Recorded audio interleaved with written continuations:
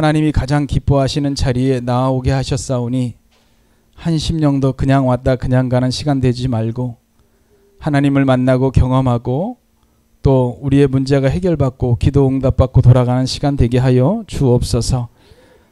하나님께 영광 돌려드리는 시간 되기를 원합니다. 이 시간 내게 가장 소중한 시간을 드려 주님이 기뻐하시는 자리에 나와 앉았사오니 하나님 기쁨으로 돌아가게 하시고 은혜로 채워지게 하여 주시고 하나님 말씀 따라 지켜 살아야 되겠다 다짐하고 결심하고 돌아가는 귀한 시간 허락하여 주옵소서. 이 자리에 서고 앉게 하심을 감사드리오며 살아계신 예수님의 이름으로 기도하옵나이다. 아멘.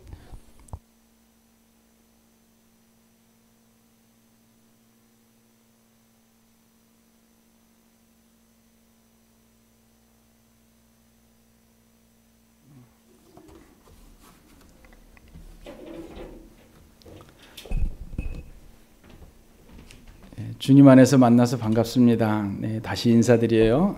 어울림 교회를 담임하고 있는 한상원 목사라고 합니다. 양근호 목사님보다는 조금 못생겼죠? 담임 목사님이 최고입니다. 네. 신학대학원에서 이제 함께 공부를 하였고 또 그곳에서 또 함께 공부하며 또 함께 또 인간관계도 맺고 또 지금까지 함께 교제를 해오고 있습니다. 다 하나님의 뜻이고 또 하나님의 섭리겠지요. 우리 믿음의 사람들은 우연이란 단어가 없잖아요. 그죠? 다 하나님의 뜻이요. 하나님의 섭리인 것이죠. 제가 여러분 앞에 선 것도 또 여러분이 또 제 앞에 이렇게 앉아 계신 것도 하나님의 뜻이요. 은혜요. 섭리임을 또 고백합니다. 여러분 주님 안에서 축복하고요. 또 주님 안에서 여러분 영과 또 영혼과 또 육신이 또 가정과 하시는 일들이 또 자녀분들 또 여러분과 함께한 모든 분들에게 하나님의 함께하심과 또 돌보심과 은혜 베푸심이 있으시기를 주님의 이름으로 복을 빕니다. 여러분 이렇게 승리하시는 인생들 되시기 바랍니다. 어떤 사람이 교회를 가야 되겠다. 그리고 이제 하나님을 믿어야 되겠다. 신앙을 가져봐야 되겠다라고 생각을 하고 교회를 어디로 갈까? 어디를 정할까? 또 어떤 교회를 다니면 좋을까라고 생각을 하다가 여러 교회를 다녀보고 둘러보고 또 이렇게 관심 있게 살펴보다가 한 곳을 정해서 이제 그 교회를 다녀야 되겠다라고 생각을 하고 그 교회를 다녔다고 합니다. 그래서 나중에 이제 왜 그 교회를 선택하게 됐냐라고 물었을 때 그분의 대답이 진리의 교회에서 나오는 성도님들은 항상 웃으면서 예배당 밖을 나오더라. 즉 이 교회 다니시는 분들이 예배가 끝나고 문 밖을 나가실 때 예배당 문 밖을 나가실 때 울상이 아니라 또 찡그리는 것이 아니라 예배 잘 왔다. 야 오늘 말씀 좋았다. 오늘 찬양 너무 좋았다. 오늘 기도하기 너무 좋았다. 이렇게 예배당 문 밖을 나가실 때 기쁨과 즐거움과 또 이제 하나님과의 만남이 기뻐서 즐거워서 행복해서 그 나가는 발걸음이 가벼워졌으면 좋겠어요. 그래서 그분의 간증처럼 여러분들이 예배당을 들어오실 때 갖가지 기도 제목과 또 어려움과 또 인생사가 왜 근심 걱정 염려가 없겠습니까? 많은 예배당 안을 들어오실 때는 다 기도 제목을 가지고 들어오셨다 할지라도 예배당 문 밖을 나갈 때는 이제 말씀을 듣고 찬양과 기도를 통하여 여러분이 응답받고 해결받고 새 힘을 얻고 능력을 얻어서 예배당 문 밖을 나갈 때는 그래 내가 말씀 따라 살아야지. 그래 내가 하나님이 기뻐하시는 삶을 살아드려야지. 내가 이번 한 주간 이 말씀 붙잡고 이렇게 기도하면서 이렇게 찬양하면서 살아야지. 이러한 각오와 결단으로 나가실 때 여러분은 날마다 삶이 하나님과 동행하는 삶이 되실 것이고 여러분의 기도와 여러분의 간구가 꼭 하나님께 상달되어서 응답받는 삶으로 그렇게 하나님과 동행하는 인생이 되실 줄로 믿습니다. 여러분 그렇게 늘 하나님과 동행하시는 인생들이 되시기를 부탁을 드립니다. 여러분 왜 예수 믿으세요? 여러분 왜 교회 다니세요? 이거는 사실 우리 신앙인에게 본질적인 질문이에요. 내가 왜 교회 다니지? 내가 왜 예수님 믿지? 여러분 이 거룩한 질문에 여러분 늘 자기 자신에게 답할 수 있어야 돼요. 오늘날 예수 그리스도로 말미암는 은혜의 시대를 사는 저와 여러분들은 내가 하나님께 받은 은혜와 사랑이 너무 커서 너무 귀해서 너무 감사해서 은혜의 시대를 정말 은혜 받은 사람답게 살아드려야 되는데 아직까지 내가 나의 주인이 되어서 내 고집과 내 자아가 내 교만이 말씀이 들어올 자리가 없는 거예요. 하나님의 은혜의 자리가 없는 거예요. 하나님은 늘 우리 가운데 은혜를 주시고 또 주시고 또 주시길 원하는데 내가 그 은혜를 받을 그릇이 준비가 안 돼 있는 거예요. 늘 그릇을 엎어놓고 있어요.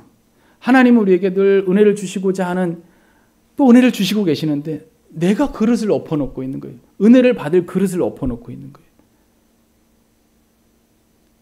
왜 예수 믿어야 되는가? 왜 교회 다녀야 되는가? 이 본질적인 질문이 우리 가운데 저와 여러분에게 늘 거룩한 고민이 돼야 돼요.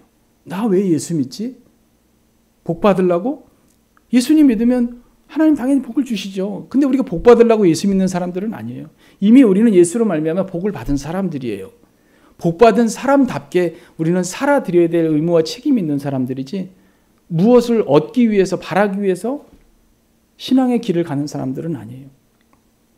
그러니까 저와 여러분 늘 저에게도 스스로가 묻는 질문이에요. 내가 왜 하나님을 섬기지? 내가 왜 이 길을 가지? 내가 왜 이것을 해야 되는가에 대한 본질적인 질문에 여러분 늘 자기 자신을 노출시켰으면 좋겠어요. 우리 거룩한 고민이 늘 있지 않으면 우리는 이 세속화된 사회에서 나도 모르게 쓸려가는, 나도 모르게 휘말리는, 그래서 우리가 신앙의 기준과 가치가 없이 살아가는 어리석음을 범할 수밖에 없는 그런 나약한 존재임을 우리는 늘 기억해야 합니다. 어울린 교회는 2016년도에 성남에서 이제 개척 내지 설립을 했어요. 그 전까지는 대신교단에서 제가 신학을 좀 늦게 했습니다. 늦게 해서 공부도 늦게 하고 또 이제 안 되는 두뇌로 따라하려고 참 애썼습니다만은 하나님께서도 이 길을 가게 하시고 또 사명을 감당케 하셔서 순종하는 마음으로 목회의 길을 가고 있습니다. 2016년도에 성남에서 남한선성 입구역에 이제 설립을 해서 2년 동안 그곳에서 사역을 하다가 현재 용인 모현이라는 외대가 있는 그 도시에서 이전을 하고 이제 목양 활동을 하고 있습니다. 교회가 있는 곳은 이제 도농 복합 지역으로요. 이제 출근하시는 분들, 그다음에 또 지역에 농사 지시는 분들 이렇게 약 한 200여 호 우리 가구 수가 되고요. 마을 한 곳에 이제 교회 하나, 절 하나 이렇게 있습니다. 그래서 어울린 교회가 그 마을에 이제 교회로서 복음 전파와 또 구령의 열정을 가지고 사역을 해왔습니다. 그리고 하고 있고요. 2018년도, 19년도 이제 코로나 팬데믹이 있기 이전까지는 지역에서 학생도 오고 청년도 오고 그 다음에 장년도 이렇게 오시고 해서 교회가 조금씩 성장하고 또 부흥하고 또 활기차게 이렇게 목양 사역을 하고 있었습니다. 그런데 이제 2020년도에 이제 코로나 때문에 뭐 대한민국의 어떤 교회도 영향을 안 받은 곳이 없겠죠. 근데 이제 지역사회 특성상 이제 불신자 가정에서 신앙생활을 하시는 분들이 이제 교회를 오시다 보니 이제 부모 또는 자녀분들이 이제 교회에 가는 것을 굉장히 부정적으로 또 이렇게 생각하시고 여기셔서 이제 예배 인원이 이제 많이 줄어들게 됐지요. 무엇보다 아쉬운 것은 이제 새로운 이제 신앙과 믿음의 길을 걷던 영혼들이 이제 그런 외부적 환경 때문에 계속해서 신앙의 길을 걷지 못하는, 또 믿음 생활을 하지 못하는 것이 너무 안타깝고 또 가슴이 아팠습니다. 특별히 이제 2018년도 19년도까지는 주일학교 성경학교를 아이들이 20몇 명 정도까지 할 정도로 성경학교도 하고 중고등부 청년도 이렇게 모임이 있었었는데 이제 코로나 이후로 그 모임을 할 수가 없게 되고, 또 교회가 이제 이 활동력이 또는 이제는 대외적으로 이렇게 복음 전하고 또 믿음 생활하는 것에 제약을 받다 보니 지금 이제 주춤하고 또 아무래도 이제 활동이 소극적으로 될 수밖에 없는 상황인 것이죠.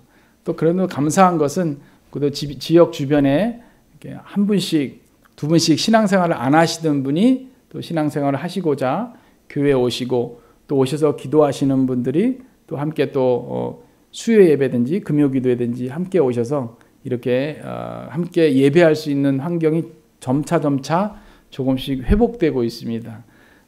여러분들께서 관심과 또 사랑을 가져주셔서 교회가 교회로서의 역할과 사명을 감당하는 일에 여러분들이 기도로 또 여러 모양으로 응원해 주시고 격려해 주심으로 말미암아 어울림 교회가 아직까지 그래도 하나님께서 사명을 감당하라고 그 지역에 세워져 있는 그러한 은혜를 경험하게 됩니다. 저도 진리의 교회와 여러분들을 위해서 늘 기도하고 있고, 여러분도 저를 위해서 기도해 주시면 저는 여러분에게 힘이 되고 여러분은 저에게 힘이 될 줄 믿습니다. 여러분들이 생각나실 때마다 어울림 교회가 사명 감당할 수 있도록 여러분 기도해 주시고 응원해 주시고 격려해 주시면 고맙겠습니다.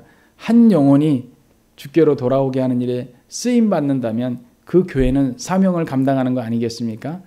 저도 또 여러분들도 그렇게 합력하여서 영혼을 구원하는 일에, 한 영혼이 주께로 돌아오게 하는 일에 여러분은 기도로 응원해 주시고 저는 현장에서 또 복음 전하고 또 지역사회에 또 교회를 알리고 또 교회가 어떤 역할을 하는 것에 있어서 어울림 교회가 그렇게 쓰임 받을 수 있도록 여러분들 그렇게 생각나실 때마다 기도해 주시면 너무 감사하겠습니다. 저도 진리의 교회를 위해서 목양하시는 목사님과 또 여러분들을 위해서 기도하는 사람이 되겠습니다. 여러분 기도해 주시면 감사하겠습니다.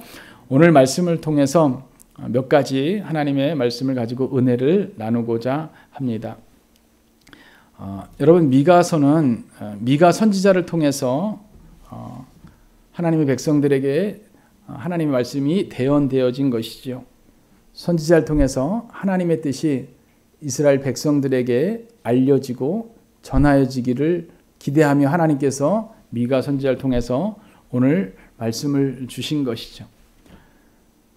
배경적으로 여러분께 자세한 설명을 안 드리더라도 이 미가 선지자가 왜 오늘날 이러한 말씀을 당시에 이스라엘 백성들을 향하여 메시지를 선포했고, 또 이 말씀을 통해서 오늘날을 살아가는 우리 그리스도인들에게, 하나님의 사람들에게 이 말씀이 어떻게 적용되어질까를 잠시 상고해 보고자 합니다. 당시에 이제 미가 선지자 당시에 이제 이 이스라엘은, 즉 유대는, 북이스라엘, 남유다는 여러 가지 정치적 또 외교적 상황으로 볼 때 여의치 않은 상황이었죠. 외교적으로 볼 때는 이제 북쪽에 아수르와 또 이제 아수르가 우리 편이 되어줄까? 아니면 애굽이 우리 편이 되어줄까? 자, 우리 아수르에다가 줄을 대자. 아니, 우리 애굽에다 줄을 대자. 우리가 살 수 있는 길은 이쪽이냐 이쪽이냐. 즉 어느 쪽의 힘을 우리가 마음을 모아야 우리를 보호해 줄 것인가. 이렇게 외적으로는 주변 열강들을 눈치를 봐야 하는 상황이었고, 또 내적으로는 이제 가진 자의 횡포, 즉 있는 사람은 더 가지려고 불의와 불법과 또 부정과 부패를 일삼았고 속이고 거짓하고 착취하고 압제하여서 일반 백성들의 삶은 더 피곤하고 궁핍하고 또 그들의 권력과 또 권위적인 모습에 일반 백성들은 소외되고 착취당하고 힘들고 어려운 삶을 살아가는 형편이었습니다. 제사를 드려야 되는 제사장들과 또 하나님 앞에 성전 맡은 자들은 그들조차도 세속화되고 그들조차도 하나님 앞에서 바른 신앙의 모습이 아니었기에 총체적인 난관이라고 총체적인 문제라고 볼 수 있겠죠. 과거나 현재나 사회의 부정한 모습은 언제나 존재했던 것 같아요. 가진 자는 더 가지려고 하고 있는 사람은 더 누리려고 하고 그래서 힘들고 어려운 사람을 착취하고 또 당연한 것처럼 아무 일도 없는 것처럼 속이고 우리나라에서 이 법으로 송사되어지는 수많은 고소 고발 사건 가운데요. 이 사기, 배임, 즉 속여서 재판으로 가는 사건이 전체의 70% 이상이라 그래요. 그러니까 사람이 사람을 속이는 걸 아무렇지도 않게 여기는 세상이에요. 그 속여서 뭘 하겠다는 거예요? 자기가 이득을 취하겠다는 거예요. 속여서 뭘 하겠다는 거예요? 더 가지겠다는 거예요. 그러니까 그때나 지금이나 사람의 욕심은 이 사람의 부정과 부패는 끝이 없는 것 같아요. 그게 사람의 죄성이죠. 죄악이죠. 그리고 예배는 제사는 형식적이었습니다. 일반 백성들 당연히 하나님께 제사를 드려야 된다라고 또 제사에 대한 의무와 책임은 있는데 이 제사를 너무나 형식적으로 드리는 거예요. 그냥 제사 드려야 되는 때구나. 즉 예배해야 되는 때구나. 몸도 마음도 준비되지 않은 상태로 제사의 자리에 나아가는 거예요. 제물을 가지고 나아가는 거예요. 이 정도면 됐지. 이 정도면 하나님이 받으시겠지.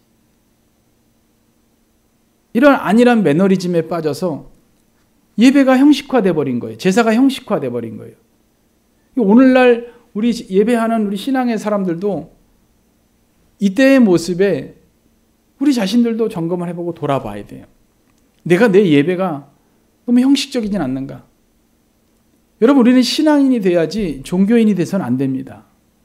종교인이라는 것은 예배네, 주일이네, 교회 가는 날이네.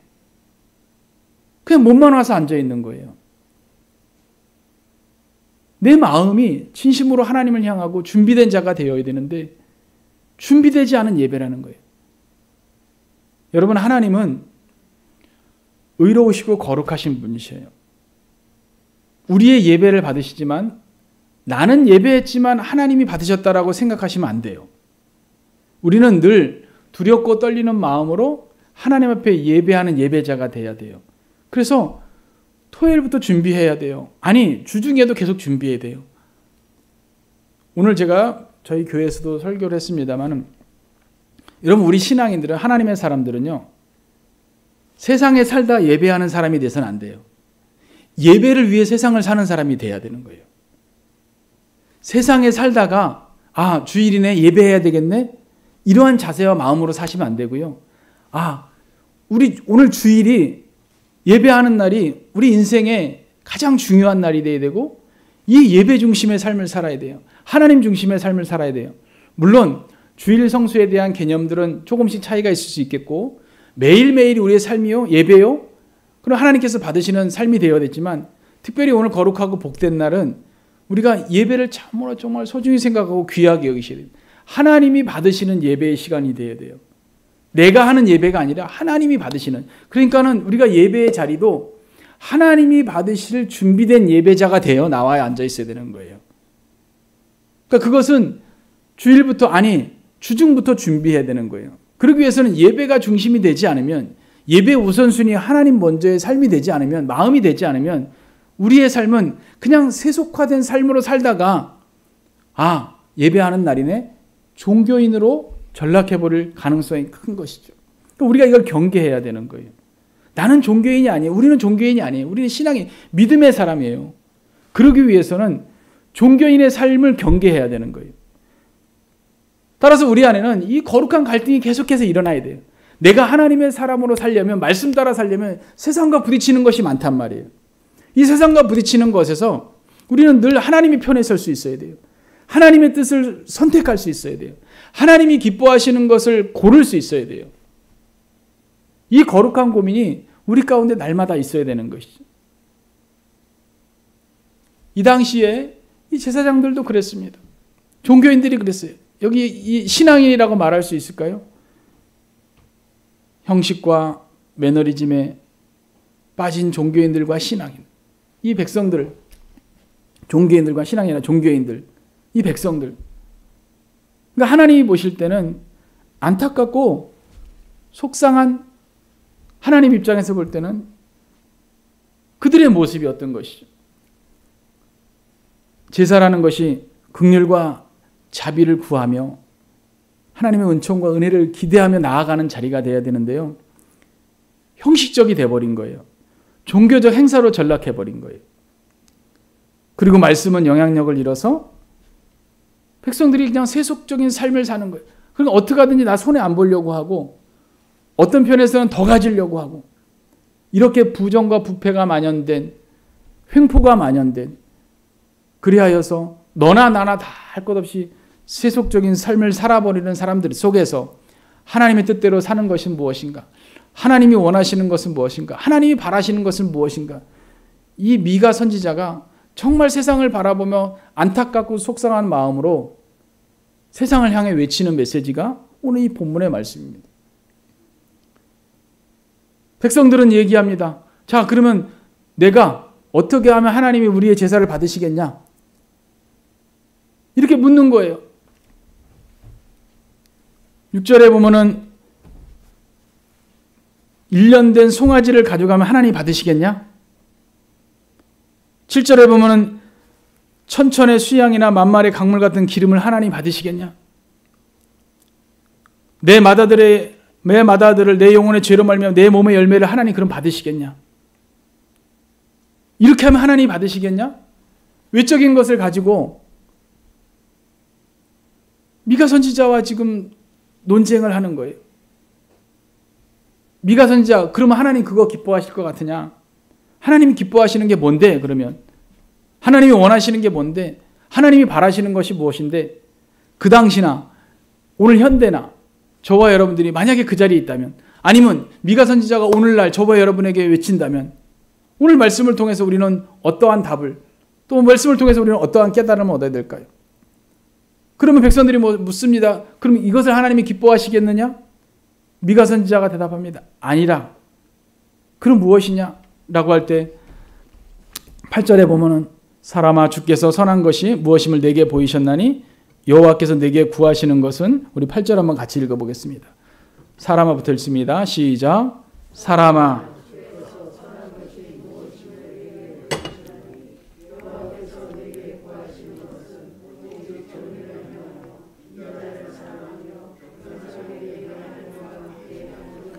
자, 하나님께서 이 이스라엘 백성들에게 하나님이 원하시는 것이 이거야 라고 미가 선지자가 아주 단도직입적으로 얘기합니다. 당신들이 기대하고 원하는 제사의 모습은 이거고 이것을 원할지 모르지만 하나님이 원하시는 건 이거야. 그때나 지금이나 우리 믿음의 사람들은, 유대인들도 마찬가지예요. 믿음의 사람들은 하나님이 원하시고 뜻하시는 대로 살아드리는 게 맞잖아요. 그렇죠? 살아드리는 거예요. 여러분, 제가 살아드린다고 표현을 했습니다. 우리는 예수 그리스도로 말미암아 하나님의 백성 자녀가 된 분들이에요. 저와 여러분들은. 맞지요? 맞죠? 예수 그리스도로 말미암아 하나님의 자녀 백성 되신 분들이에요. 과거 예수 그리스도가 아니었을 때는 이제 내가 나의 주인으로 나를 위해 살던 사람이에요. 그렇죠? 근데 예수님을 영접한 순간 이제 내가 나의 주인이 아니라 누가 나의 주인이 되신 거예요. 하나님이, 주님이 나의 주인이 되신 분이에요. 그렇죠? 자, 그러면 이제 내가 예수 그리스도를 영접한 순간 내가 하나님 믿기로 작정하고 내 안에 성령이 계시고 내 안에 주님이 계실 때 더 이상 이제 내가 나의 주인이 아니에요. 나의 소유권이 누가 되신 거예요? 이제 하나님이 되신 거예요. 그렇죠? 우리의 소유권은 이제 하나님이 되신 거예요. 따라서 이제 내가 나를 위해 사는 자가 아니에요. 우리는 이제 우리는 하나님을 위해서 살아드리는 자가 되는 거예요. 저와 여러분 하나님을 위해서 살아드리는 거예요. 그러니 내가 내 마음대로 사는 것이 아니에요. 갈라디아서 2장에 있는 말씀처럼 이제 그리스도께서 나를 위해 죽으셨는데 내가 그리스도와 함께 십자가에 못 박혀 죽은 거예요. 그런데 이제 내가 사는 것이 아니라 내 안에 누가 사시는 것이라? 주님이 사시는 것이라. 그러면 뭐예요? 이제 내가 나의 주인이 아니에요. 주님이 나의 주인이시에요. 그러면 주님을 위해서 살아드리는 거예요. 저와 여러분들은 살아드리는 거예요. 주님을 위해서. 그러니까 어떻게 살아드릴까가 이제 우리가 할 일인 거예요. 우리가 마음으로 먹습니다. 나는 주님을 위해서 살아드리는 사람이야. 그럼 어떻게 살아드릴까? 생각을 하는 거죠. 그 어떻게 살아야겠다라고 다짐하고 손과 발이 움직여 그렇게 살아드리는 거예요. 하나님이 원하시고 기뻐하신 이렇게 사는 거야 라고 미가 선지자를 통해서 이스라엘 백성들에게 이제 선포합니다. 하나님이 구하시는 것, 즉 하나님이 내게 우리에게 이렇게 살기를 기대하고 계셔, 바라고 계셔. 그게 뭔데? 라고 할 때 여기 뭐라고 하냐면 우리말 성경에는 정의를 행하며 인자를 사랑하며 겸손하게 내 하나님과 함께 행하는 것이 아니냐, 이렇게 우리말 성경은 해석을 하고 있습니다. 그러면 정의를 행한다는 게 뭐냐? 라고 우리가 이제 이 말씀을 우리가 이해해야 되잖아. 이 정의를 행한다는 게 뭐냐? 아까 말씀드렸습니다. 그 당시의 사회적 모습. 가진 자는 더 가지려고 하고 수많은 이들이 소외당하고 또 온갖 핍박과 거짓이 난무하고 불의와 부정이 난무하고. 자, 이 상황이요. 여기 보면 10절 이하에 그대로 나옵니다. 그래서 공의를 행하라고, 정의를 행하라고. 지금 이 사회 속에서 하나님이 원하시는 것, 지금 뭐 이렇게 천천에 뭐예요? 순양이나 만만의 강물 같은 기름이 아니라 1년 된 송아지 가장 좋은 상태의 제사 제물이 아니라 이것 가지고 나와서 하나님께 드리고 나 하나님께 제사했지요? 나 하나님께 예배했죠? 하나님 저 갑니다. 저 예배한 사람이에요? 이러한 형식적이고 절차적인 제사의 모습이 아니라 그러면 무엇을 하나님 원하시는 게 뭐냐? 공의를 행하라는 거예요. 정의를 행하라 그래요. 그 정의를 행할 때 영어 성경엔 이렇게 해석을 했어요. justly라고 해석을 해놨어요. 그게 뭐냐면 공정한 대우를 받게 해라. 이렇게 해석을 해놨어요. 타당하다고 봅니다. 공정한 대우. 왜? 지금 공정한 대우를 못 받고 있어요. 일반 백성들이, 하나님의 사람이라고 하는 사람들이 너무나 불의와 부정과 부패와 그 속에서 착취당하고 그 불법의 희생자가 되고 불의의 희생자가 되어서 하나님의 백성들이 하나님의 백성다운 모습으로 살 수 없는 상황. 서로가 서로를 공정하게 대해라.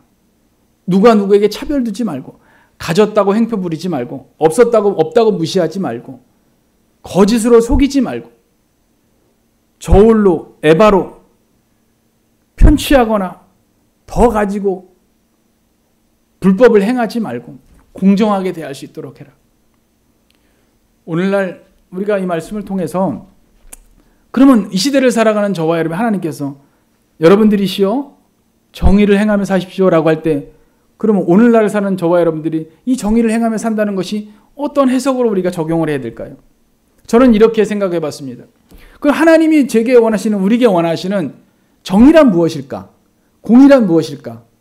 생각해 볼 때 여러분은 어떻게 해석을 하실까요? 여기서 말한 하나님이 내게 원하시는 정의란, 공의란 무엇일까요? 하나님은 저와 여러분에게 어떤 정의를 원하실까요? 어떤 공의를 기대하실까요? 내가 세상을 살아감에 있어서, 믿음의 길을 걸어감에 있어서 하나님이 내게 어떠한 정의의 길을, 공의의 길을 가기를 원하실까요? 그러면 그 정의라는 게 무엇일까요? 그 공의라는 게 어떤 걸 의미할까요? 너무 광범위하지 않을까요? 너무 막연하지 않을까요? 하나님이 내게 원하시는 정의. 여러분, 정의나 공의라는 단어적 의미는 여러분들 이해하실 거예요. 그러면 그것을, 이 말씀을 내 삶에 적용한다 할 때 이 정의와 공의를 내가 어떻게 적용할 것일까? 저는 이렇게 생각을 해봤습니다. 하나님이 내게 원하시는 것은 내가 삶 속에서 하나님이 기뻐하시는 옳은 일을 행하는 거야. 옳은 일. 내 기준에 옳은 일이 아니라요. 하나님이 내가 말하고 행동하는 걸 보실 때 옳다고 여기실까? 이것은 옳은 일이 아닐 거야. 여러분, 옳은 일, 그른 일, 잘못된 일이라고 우리가 평가하고 판단하고 생각하실 때 옳은 일이라고 하면 우리가 단어가 다 거룩하고 좋은 단어가 떠올리실 거예요. 그러나 옳지 않은 일은 여기 나오는 단어처럼 부정이요, 불의요, 편법이요, 착취요, 시기요, 사기요, 질투요, 거짓이요. 우리가 인생을 살아가면서 그럼 무엇이 옳은 일일까? 여러분, 우리 안에 양심이 다 있잖아요. 여러분 양심이 여러분을 작용하게 하십니다. 그 양심을 통해서 이거 하나님이 옳게 여기시는 일이 아니야. 하나님이 기뻐하시는 일이 아니야. 여러분 양심 안에 작용을 해요. 그래서 이 일은 하나님이 기뻐하시는 것이 아닐 거야. 이 일은 하나님이 기뻐하실 거야. 이것이 우리 삶의 행동의 기준이 되어야 되겠죠. 하나님이 기뻐하시는 옳은 일. 미가 선지자를 통해 이스라엘 백성들에게 여러분 많은 이들이 그렇게 부당한 대우를 받지 않도록 옳은 일을 하시며 사십시오. 하나님의 뜻에 합당한 삶을 사십시오. 그러기 위해서는 아까 여기 10절 이하에 나오는 그런 일을 행하여서는 아니 됩니다. 나는 미가 선지자의 외침이요, 당부요, 권면이요, 선포라고 할 수 있겠죠. 두 번째로 그러면서 인자를 사랑하라 그럽니다. 그럼 인자를 사랑하라는 표현이 뭘까? 그 인자를 사랑할 때 우리 한국말로 번역은 인자를 사랑하며라고 되어 있습니다. 근데 원어 성경에 보면은 이제 헤세드라는 단어가 나오죠. 영어 성경은 뭐라고 했냐면 멀시라고 되어 있어요. 긍휼이라고 되어 있어요. 긍휼을 사랑하라 그렇게 되어 있어요. 왜 하나님께서 인자를 사랑하라 그럴까? 여러분, 하나님께서는 이때나 지금이나 인생들을 향한 사랑은 변함이 없으시죠. 하나님께서는 인생들을 사랑하셔서 사람을 사랑하셔서 은혜와 긍휼과 자비로 사람이 행함이 없는 것에도 불구하고 많은 것을 공급해 주셨어요. 오늘날 저와 여러분들은 하나님의 은혜로 사는 사람들이에요. 하나님의 은혜. 그러니까 하나님께서는 우리 가운데 모든 것을 공급해 주셨어요. 값없이 주셨어요. 모든 환경을 살 수 있도록 허락해 주셨어요. 근데 우리가 눈에 보이지 않는다고, 체험되지 않는다고 하나님의 사랑을 우리가 외면하고 무시하고 인식하지 못하고 살 뿐이지, 오늘날에도 저와 여러분에게는 하나님의 사랑과 은혜와 긍휼과 자비가 늘 언제나 우리 가운데 임하고 계셔요. 늘 우리 가운데 주어지고 계셔요. 하나님의 은혜는 내가 경험하지 못하고 내가 잘 느끼지 못할 뿐이지, 지금 이 시간도 과거도 현재도 미래도 하나님은 우리 가운데 계속해서 주시는 은혜예요. 그 하나님의 이 보편적인 사랑과 은혜는 값없이 주시는 은혜로서 누구에게나 주시는 은혜였어요. 그러니까 하나님이 주시는 은혜를 이제 사람과 사람 사이에도 그 은혜와 사랑, 하나님의 긍휼을 사랑하는 것처럼 하나님이 베푸신 은혜와 사랑을 기억하고 사람과 사람 사이 속에서도 서로 도와주고 베풀어주고 용서하고 사랑하고 보듬어주고 살펴주고, 하나님이 기대하시는 것은 이렇게 사람과 사람 사이에서의 하나님의 사랑이 그들 사랑 속에 적용되어지기를, 예수님께서도 이 땅에 오셔서 내가 너에게 새 계명을 주신다 그랬어요. 주시겠다 말씀하시면서 그 새 계명을 뭐라고 말씀하세요? 하나님을 사랑하고 이웃을 사랑하라 그래요. 그러니까 하나님을 사랑한다 그러면 이웃을 사랑함이 마땅한 거예요. 이웃을 사랑하지 않으면 하나님을 사랑하지 않는다라는 그런 말까지 확대 해석할 수 있어요. 즉 하나님의 사랑은 보편적인 사랑이 이제 백성들에게, 사람들에게까지 이어질 수 있게끔 그 은혜와 사랑을 기억하라는 것이죠. 오늘날 저와 여러분들은 예수 그리스도로 말미암는 은혜와 사랑을 덧입은 사람들입니다. 은혜와 사랑을 받았어요. 저와 여러분. 예수 그리스도로 말미암는 구원을 선물로 받았어요. 예수 그리스도의 피값으로 말미암아 우리는 하나님의 백성 자녀가 되었어요. 따라서 우리는 은혜의 시대를 살고 있는 사람들이에요. 이 은혜의 시대는 구약의 율법의 시대하고는 다릅니다. 율법의 시대 때는 이렇게 하세요. 이렇게 해야 됩니다. 하라 마라의 시대였어요. 은혜의 시대는 우리 마음에 은혜 받은 만큼 하나님의 사랑이 크게 느껴지면 그 크게 느껴진 만큼 우리가 반응하는 거예요. 그래서 은혜 받은 만큼 섬기는 거예요. 은혜 받은 만큼 봉사하는 거예요. 은혜 받은 만큼 하나님을 사랑하는 거예요. 하나님의 그 크신 은혜와 사랑이 내게 더 귀하게 느껴지면 그 귀하게 느껴진 것만큼 섬기는 거예요. 그 귀하게 느껴진 만큼 희생하는 거예요. 그 귀하게 느껴진 만큼 사랑하고 헌신하고 봉사하는 거예요. 이것이 저와 여러분이 걸어야 될 믿음의 길이고 제자의 길인 것이죠. 미가 선지자를 통해서 하나님의 마음을 이 이스라엘 백성들도 알기를 하나님은 기대했어요. 근데 사람이 사람을 너무 착취하고 사람이 사람을 너무 무시하고 소외시키고 힘들게 만들고 어렵게 만들고 그 중에 하나님의 사람들은 더 그래서는 아니 되는 것이죠.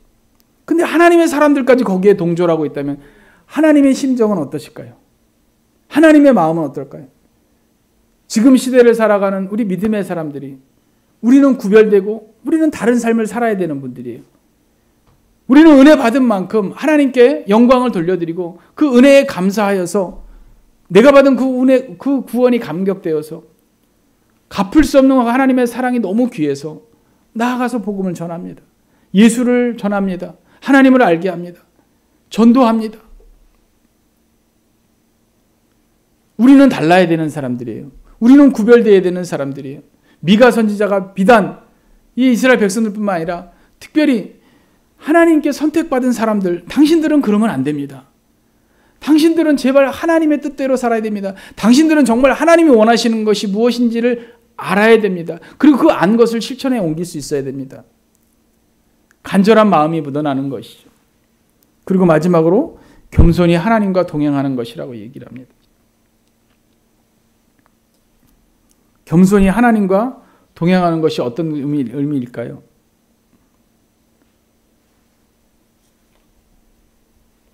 이것은 저는 이런 해석을 해봤습니다. 겸손히 하나님과 동행하기 위해서는 어떻게 해야 될까? 하나님과 동행하는 삶을 살기 위해서는 어떻게 해야 될까? 여러분들은 다 하나님과 동행하시는 분들이십니다. 그러면 여러분 자리에서, 여러분 환경 속에서 그럼 내가 어떻게 하면 하나님과 동행하는 삶을 살까? 이것이 여러분들의 거룩한 미션이죠. 내가 내 가정, 일터, 사업장, 학교 어디서든지 교회에서든지 내가 그러면 겸손히 하나님과 동행하는 것이 무엇일까? 라고 할 때 그 전제가 되어 있어야 됩니다. 그 전제가 뭐냐면 먼저 하나님께 물어봐야 돼요. 하나님께 물어볼 때 하나님과 동행하는 인생이 될 수 있죠. 하나님께 물어보지도 않는데 하나님께 여쭙지도 않는데 어찌 하나님과 같이 가는 인생이라고 말할 수 있겠습니까? 다윗이 참 그 모범을 잘 보였죠. 다윗이 그 모범을 잘 보였습니다. 사무엘하에 보면요. 사무엘상에도 보면 다윗은 하나님께 늘 여쭙습니다. 사무엘하 2장에도 보면 다윗이 여호와께 여쭈어 아뢰되 사무엘상 23장 2절 4절에 보면 다윗이 여호와께 여짜와 묻되 하나님과 동행하는 사람은 늘 하나님께 묻는 사람입니다. 여쭈는 사람입니다. 하나님 제가 유다 성읍으로 갈까요? 그래 너 가. 어디로 갈까요? 헤브론으로 가. 하나님 제가 블레셋을 치러 갈까요? 하나님이 사인이 떨어질 때까지 기다리는 거예요. 하나님이 가 그러면 전쟁에서 승리하는 거예요. 하나님이 가 그러면 형통하는 거예요. 하나님이 하지 마 그러면 아직 때가 안 된 거예요. 그럼 그러기 위해서는 어떻게 해요? 우리는 끊임없이 하나님께 여쭈어야 돼요. 하나님께 물어봐야 돼요. 하나님의 뜻을 구해야 돼요. 근데 이 당시에 이 이스라엘 사람들은 내가 먼저인 거예요. 내가 먼저. 내 이익이 먼저예요. 내 삶이 먼저예요. 내 인생이 먼저인 거예요. 그러다 보니 내 인생, 내 삶이 먼저다 보니 하나님은 뒷전인 거예요. 우리 믿음의 사람들이 늘 잊지 말고 생각해야 되는 것은 하나님 먼저, 하나님 우선, 예배 먼저. 이 우선순위가 우리 인생의 가치가 돼야 돼요. 무엇이 중요한데? 어떤 것이 중요한데? 내 인생에 있어 무엇이 중요한데? 어떤 것이 중요한데? 미가 선지자가 이스라엘 백성들에게 일깨웁니다. 여러분 무엇이 중요한데요? 하나님께 여쭙고 물어보고 왜냐하면 왜 우리는 물어봐야 될까요? 왜 하나님께 여쭈어야 될까요? 우리는 연약한 존재임을 인정해야 한다는 것이. 우리는 연약한 존재예요. 여러분 성경의 역사를 통해서 배우잖아요. 그 어떤 강성했던 나라도 또 왕도 하나님이 때가 되면 다 멸망케 하시고 다음 세대를 위해서 하나님이 이어가십니다. 그 어떤 누구도 자랑할 인생이 없습니다. 그 어떤 누구도 자기 인생을 또 나라의 업적을 치적할 수 없습니다. 어떤 나라도. 왜? 때가 되면 하나님께서 다음 세대를 이어가시기 때문에. 그러면 여러분, 저와 여러분이 21세기를 사는 저와 여러분들이 하나님께서 내가 나의 주인이 아니라 하나님 우선순위로 살고자 하는 예배의 소중함을 알고 하나님과 동행하며 살기를 기대하고 바라고 원하고 또 그렇게 살아야 되겠다라고 다짐하는 저와 여러분들에게 하나님께서 오늘날 기대하시고 바라시는 것, 너 나와 함께 가자라는 거예요. 여러분들, 하나님께서 오늘날도 너 나와 함께 가자. 무엇을 위해서? 사명을 위해서. 저와 여러분에게 주신 사명을 위해서. 나는 연약하고 부족한 존재임을 고백합니다. 그래서 하나님의 도우심이 필요합니다. 하나님의 함께 하심을 기대합니다. 하나님 없으면 안 됩니다. 다윗이 그렇게 하나님을 간절히 찾았던 것처럼 이 시대를 살아가는 저와 여러분들도 하나님께 여쭙고 하나님께 물어보고, 그래서 이 땅 가운데 우리에게 주시는 그 사명을 다 이루고 감당하는 그날까지 우리가 가야 할 길은 하나님과 동행하는 길이라는 것이죠. 하나님과 함께하는 길, 겸손히 하나님과 함께 걸어가는 믿음의 인생이 되어야겠죠. 계속해서 하나님께서 지금 이 상황에서 내게 원하시는 것이 무엇인지를 깨닫기 위해서 끊임없이 우리는 하나님께 여쭈어야 됩니다. 그래서 교만은요, 하나님께 물어보지 않는 거예요. 하나님께 물어보지 않고 내 마음대로 사는 게 교만이에요. 왜냐하면 전능하신 하나님을 인정하지 않는 거거든요. 근데 우리는 이러한 실수와 잘못을 늘 범해요. 목사인 저도 여기서 자유롭지 못합니다. 여러분, 무엇을 하기 전에 우리는 늘 기도해야 되는 사람이에요. 아침에 기도합니다. 오늘 이런 일정이 있습니다. 하나님, 오늘 일정 가운데 함께 해주세요. 직장을 하든 사업을 하시든 하나님, 오늘 이런 만남이 있습니다. 또 이런 일을 합니다. 하나님께서 제 삶 가운데 함께 해주시고 만남의 관계에 복을 주시고 또 무엇을 하든지 안고 일어섬을 지켜보호해 주시고 어디에 있든지 하나님이 저와 동행해 주세요. 이런 기도를 하지요. 그런데 그런 기도 없이 내가 오늘 하루 삶을 하나님이 나에게 선물로 주신 삶을 그냥 그 선물을 너무 아무 값어치 없이 사는 인생들이 너무 많다는 거예요. 특별히 신앙인들 중에서도. 여러분, 오늘 저와 여러분에게 생명을 허락해 주셨잖아요. 아침에 비극적인 뉴스를 접하셨을 터인데 참 안타까운 소식을 접했습니다. 하나님은 오늘도 저와 여러분에게 귀한 한 날을 선물해 주셨어요. 하나님이 기뻐하시는 날, 한 주의 시작하는 첫날을 우리 가운데 허락해 주셨어요. 이 날이 우리가 값지고 귀하게 써야 되잖아요. 그런데 이렇게 하나님께 여쭙지 아니하고 겸손히 하나님 앞에 우리의 삶을 아뢰는 것이 아니라 내 생각, 내 뜻대로, 내 마음대로 사는 그런 어리석음을 범할 때가 너무나 많이 있다는 것이. 여러분, 우리는 말씀을 통해서 거룩한 도전을 계속 받아야 돼요. 말씀을 통해서 내 자신을 계속 변화시켜 가야 돼요. 그래서 우리는 개혁교회, 개신교회입니다. 우리는 말씀을 가지고 우리 자신을 계속 말씀의 표준에 비추어 우리 자신을 계속 변화시켜가고 바꾸어 가야 돼요.